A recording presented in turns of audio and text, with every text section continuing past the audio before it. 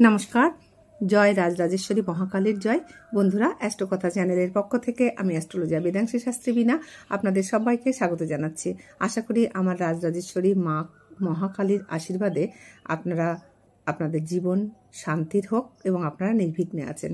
বন্ধুরা, জীবনে যে পরিস্থিতিতেই থাকুন না কেন, সবসময় মনে ভালো ভাবনা নিয়ে থাকবেন, কারণ যত ভালো কথা বলবেন তত সেই কথাগুলো পৃথিবীর আকাশে বাতাসে গিয়ে ভালো ভাইব্রেশন নিয়েই আপনার কাছে ফিরে আসবে।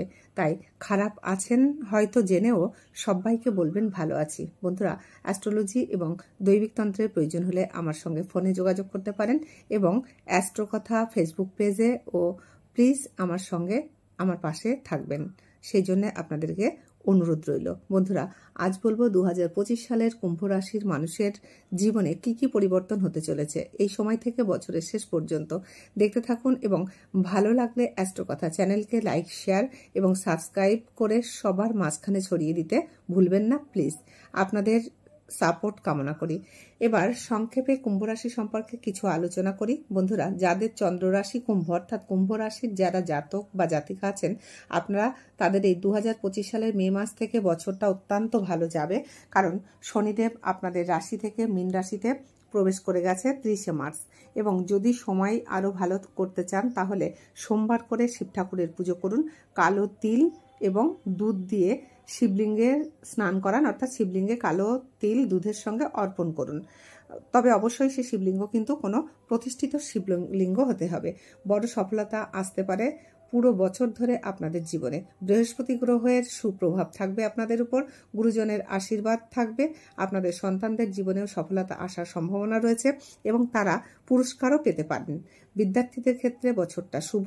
বছর যত এগোবে তত সফলতা আরও বাড়তে পারে, তবে হ্যাঁ, খারাপও কিছু হতে পারে, তো সেদিকে সাবধানে থাকবেন। ভালোর সাথে সাথে খারাপ তো থাকেই, তবে ভালোটার সম্ভাবনাই বেশি।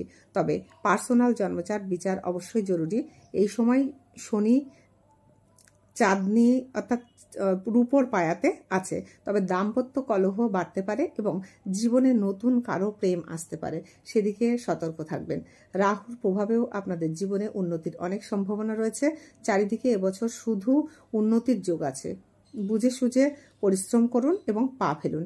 এবছর শনিদেবের মন্ত্র পাঠ করলে প্রতিদিন আপনাদের জীবনে আরও নতুন উন্নতির পরিবর্তন ঘটবে এবং যেটুকু বাধা আছে সেগুলো কেটে যাওয়ার সম্ভাবনা রয়েছে। তবে সম্পত্তি কেনার সাথে সাথে বেচার সম্ভাবনাও কিন্তু বৃদ্ধি পেতে পারে।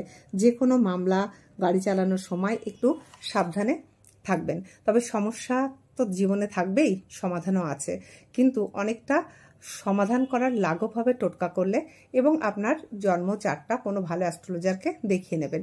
শনিদেবের পুজো করলে সমস্যা অবশ্যই কাটতে পারে। নিজের বিচার বুদ্ধি কাজে লাগাবেন। তো বন্ধুরা, অবশ্যই কমেন্টে জানাবেন কার এবছর কেমন যাচ্ছে। পার্সোনাল জন্মচার্ট কিন্তু আবারও বলছি ব্যক্তিগত কথা বলে।